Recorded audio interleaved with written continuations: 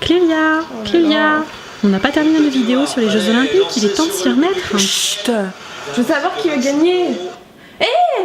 Mais comment t'as fait ça? T'es où en plus? Tu oublies que je suis une muse et que j'ai des pouvoirs. Mais comme tu as du temps devant toi, il est temps de passer à la suite de nos vidéos.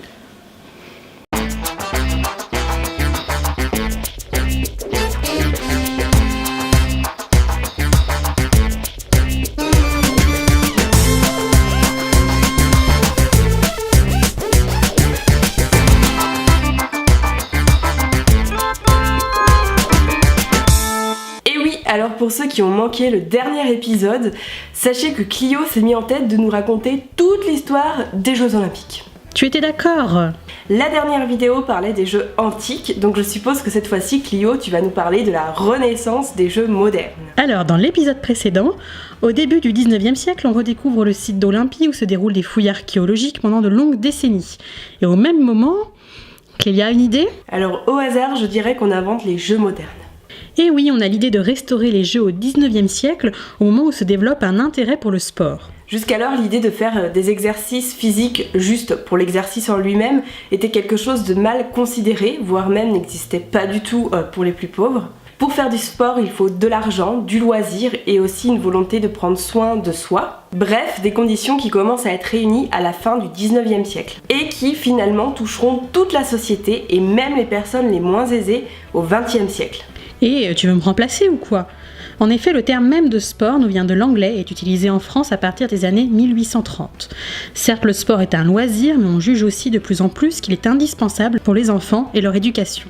Et ça nous vient de Rousseau et de ses bouquins sur l'éducation des enfants. On pense désormais que les enfants doivent passer du temps à l'extérieur pour se dépenser physiquement. Bref, un esprit sain dans un corps sain, comme on dit dans l'Antiquité. Alors en 1880 en France, le ministre Jules Ferry rend obligatoire la gym pour les enfants de 6 à 13 ans. Je te vois venir, Clio. Tu veux nous raconter qu'un certain Pierre de Coubertin est absolument persuadé de l'importance du sport pour la jeunesse, oui, notamment depuis qu'il a visité le collège de rugby en Angleterre où le sport est obligatoire. Je rebronzerai une jeunesse veule et confinée, son corps et son caractère par le sport, ses risques et même ses excès. Déjà un qui est persuadé que les jeunes ne fichent rien. Mais en fait, c'est qui ce Pierre de Coubertin ?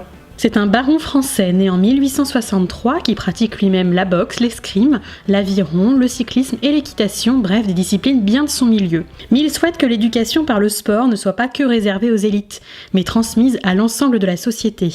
Et au passage, ça peut redonner goût au patriotisme. Il écrit que l'athlète moderne exalte sa patrie, sa race et son drapeau. Exactement, depuis la défaite française de 1870 contre les Prussiens, nombreux sont ceux qui s'imaginent que les jeunes n'étaient pas prêts et corrompus par les plaisirs. Travailler sur son corps, c'est être en bonne santé et aussi se préparer à défendre sa patrie. Ou enfin, ça part un peu loin là quand même. Oui, mais à l'époque, cette idée prend pas mal d'ampleur. On est devant une montée des nationalismes et l'invention des États-nations. Du coup, ça aide pour faire renaître les Jeux Olympiques. Chaque athlète représente son pays et cherche à obtenir des médailles pour sa patrie, pour son pays. Tu as tout compris, des tentatives ont lieu en Suède, en Angleterre et même en Grèce. Mais ça ne marche pas très bien et il faudra attendre la ténacité de Pierre de Coubertin pour que le projet prenne vraiment de l'ampleur. Oui, c'est un type qui ne lâche vraiment rien. En 1892, à la Sorbonne, il dévoile son projet de renaissance des Jeux Olympiques, de grandes compétitions sportives internationales dans lesquelles des athlètes se mesureraient pour l'amour du sport. Mais il est accueilli par une indifférence générale. Ceci dit, il est tout de même malin. En 1894, il va organiser un congrès international d'éducation physique. Et en vrai, il va piéger tout le monde puisque le jour J, il va rebaptiser cette rencontre en congrès pour le rétablissement des Jeux Olympiques. Il monte une véritable opération séduction pour pouvoir convaincre tout le monde. C'est un peu malhonnête, mais ça fonctionne. Et comme l'argent est le nerf de la guerre, il constitue un comité international, le futur CIO, avec 6 personnalités très fortunées venues du monde entier. Et tadam, il décide que les Jeux auront lieu en 1896 en Grèce, à Athènes. Ils mettent aussi au point la charte olympique qui est toujours en vigueur, même si elle a été révisée à plusieurs reprises. Les Jeux Olympiques auront lieu tous les 4 ans et c'est le CIO qui va choisir la ville hôte. Et d'ailleurs, la Grèce n'est pas très contente parce qu'elle aurait bien aimé ne pas s'en séparer. À l'époque, il y a 11 épreuves en athlétisme, 5 en gym, 4 en escrime et lutte, 3 en tir, 10 en sport nautique, 4 en vélo, 3 en tennis et cricket. De Coubertin exclut les femmes, sympa. Et enfin, les sportifs doivent être des amateurs, c'est-à-dire ne jamais avoir été payés pour faire du sport. Bah dis-moi, ça a pas mal changé tout ça, hein. Oui, en fait, les Jeux vont prendre forme au fur et à mesure. Le cérémonial d'abord, avec l'emblème et la devise en 1913, le drapeau en 1914, le serment de l'athlète sur le modèle antique en 1920, la flamme en 1928 avec son relais en 1936. En tout cas, le 5 avril 1896 s'ouvrent les Jeux d'Athènes avec 295 participants, 13 pays et 50 000 spectateurs. C'est plutôt un succès, Clio, non ? Oui, mais rien n'était gagné pour les Jeux Olympiques version Coubertin. Le succès des Jeux suivants est assez limité. Ils sont souvent organisés lors d'autres événements comme les expositions universelles pour être sûr d'avoir un public. En 1900, c'est même du grand n'importe quoi. Oh, il y a quand même du monde à Paris, non ? Et puis pour la première fois, les femmes vont participer aux épreuves de golf et de tennis. Oui, mais certaines compétitions sont annulées ou reportées. On a des épreuves étranges avec des courses de sacs. Il y a aussi une épreuve de natation de 200 mètres avec obstacles et une épreuve de tir au pigeon vivant. Et mieux encore, Margaret Abbott a remporté la compétition de golf sans même savoir qu'elle participait aux Jeux Olympiques. Bon, tout ça pour dire que c'est pas franchement hyper bien organisé cette affaire, hein. Oui, et malgré la volonté de Pierre de Coubertin qui s'imaginait que les Jeux seraient un moment de paix entre les nations, sans politique, les Jeux s'interrompent lors de la Première Guerre mondiale. Mais tout de même, ils survivent et reprennent juste après. Bon, ceci dit, c'est pas trop la joie non plus à Anvers qui a été détruite par la guerre. Les Autrichiens et les Allemands ne sont pas invités et la Russie communiste a décliné. Les Jeux continuent tout de même à se développer avec l'arrivée des Jeux d'hiver en 1924 avec une première édition à Chamonix, malgré l'opposition des pays scandinaves qui ont alors leurs propres Jeux nordiques.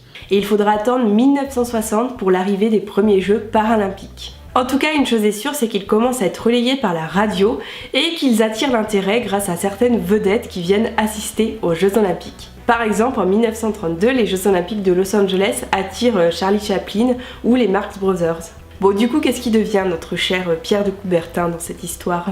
De Coubertin est président du CIO jusqu'en 1925, puis garde la présidence d'honneur jusqu'en 1937, date de sa mort. Mais aujourd'hui, on a un peu de mal à se réclamer de lui quand même, hein. Le moins qu'on puisse dire, c'est qu'il avait des idées très conservatrices. Il refuse par exemple de voir des femmes transpirer aux Jeux Olympiques parce que c'est à elles de couronner les vainqueurs. Mais ça commence à changer à partir de 1900.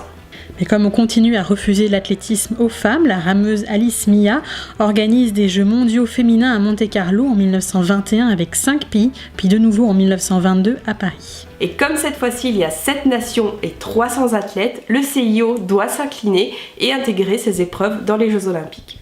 Coubertin n'est pas que sexiste, colonialiste et raciste, il est plutôt amusé par les Anthropological Days, des Jeux de Saint-Louis aux États-Unis en 1904. On y organise des épreuves de sport entre des peuples indigènes, comme les Pygmées ou les Sioux. Dans une volonté d'exposer ce qu'on appelle alors les peuples primitifs. Et ce n'est pas tout. En 1936, les Jeux se déroulent à Berlin, dans un pays alors gouverné par les nazis et Hitler. Pierre de Coubertin va défendre ces Jeux qui font pourtant l'objet d'un appel au boycott, mais on parlera de ça dans une autre vidéo. Oui, enterrons ici de Coubertin. Disons quand même que les Jeux de Berlin sont les premiers à être plus largement médiatisés. Les films y sont tournés, les journalistes y sont très présents. Et ce mouvement va s'accélérer après la Seconde Guerre mondiale, pendant laquelle les Jeux sont de nouveau annulés. Et cette médiatisation n'est pas du tout anecdotique. À partir du moment où les Jeux sont relayés, ils attirent de plus en plus d'athlètes. Ils deviennent un enjeu de pouvoir en donnant une certaine image de chaque pays à l'étranger, et pas uniquement du pays qui est organisateur des Jeux Olympiques. Oui, c'est ce qu'on pourrait appeler le soft power d'un État. Participer aux Jeux, c'est pour lui une manière d'influencer les autres pays par le biais de sa réussite. Bref, les athlètes sont de la propagande vivante. Et l'entrée dans la guerre froide n'a pas dû aider.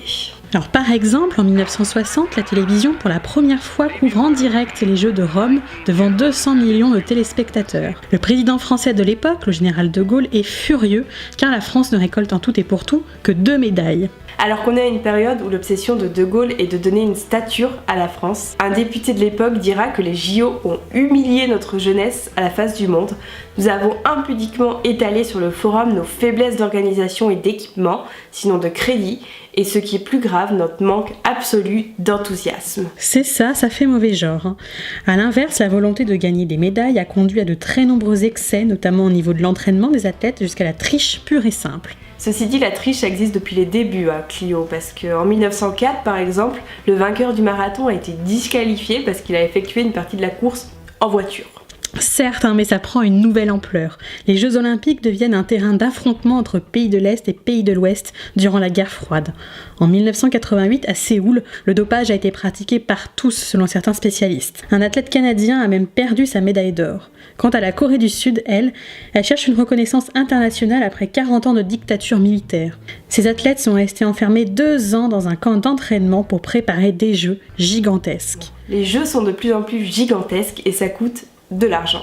Par exemple, les Jeux d'Atlanta de 1996 ont coûté 1,7 milliard de dollars, dont 227 millions destinés uniquement à la sécurité. Les pays organisateurs mettent la main à la poche, quitte à avoir des trous budgétaires énormes. En 1968, à Grenoble, les Jeux coûtent déjà 500 millions de francs, du jamais vu pour des Jeux d'hiver. Mais l'argument a été la modernisation des stations de sport d'hiver et le développement du tourisme dans les Alpes. Les Jeux de Montréal de 1976 sont un gouffre financier colossal.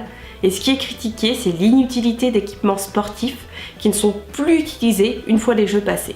Alors, par conséquent, on va chercher de l'argent ailleurs. C'est favorisé par le nouveau président du CIO en 1980, Samaranch, un président de banque espagnol. Lui-même fait gagner énormément d'argent au CIO en vendant les droits télé des Jeux. Il fait aussi entrer les sportifs professionnels dans les Jeux, donc des sportifs qui sont payés pour s'entraîner.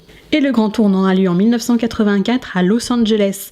Pour financer les Jeux, le maire de la ville va chercher des mécènes et des sponsors comme Coca-Cola, General Motors ou encore McDonald's. Bref, c'est le début des Jeux tels qu'on les connaît aujourd'hui. Des compétitions très chères, mais souvent financées par des entreprises privées. Et d'ailleurs, devoir débourser autant d'argent, ça empêche certains pays de se proposer pour organiser les Jeux Olympiques. Oui, aucun pays africain n'a jamais organisé les Jeux alors que leurs sportifs brillent dans des disciplines comme l'athlétisme. Et d'ailleurs, de moins en moins de pays se proposent. Mais ce gigantisme est désormais critiqué. Les Jeux de Pékin en 2008 ont été très contestés. Certains ont appelé au boycott du régime dictatorial, mais aussi on s'est alarmé de la dramatique gestion environnementale et sociale de la Chine. Pareil pour Londres en 2012 ou Rio en 2016.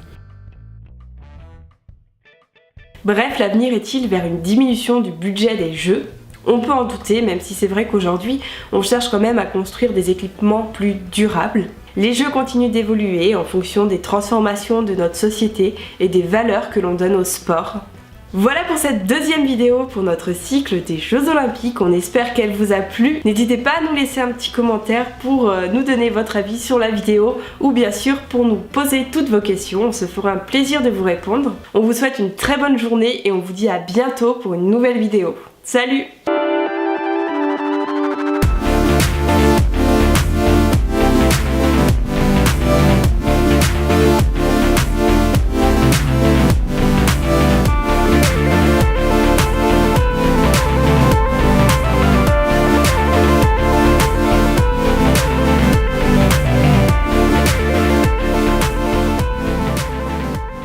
Abonne-toi pour ne manquer aucune de mes vidéos. Et c'est nos vidéos. Tu peux aussi me suivre, enfin nous suivre sur les réseaux sociaux. Tout est en barre d'infos. Et puis surtout, si tu as des questions ou des idées de vidéos, mets en commentaire, je te répondrai personnellement, c'est promis.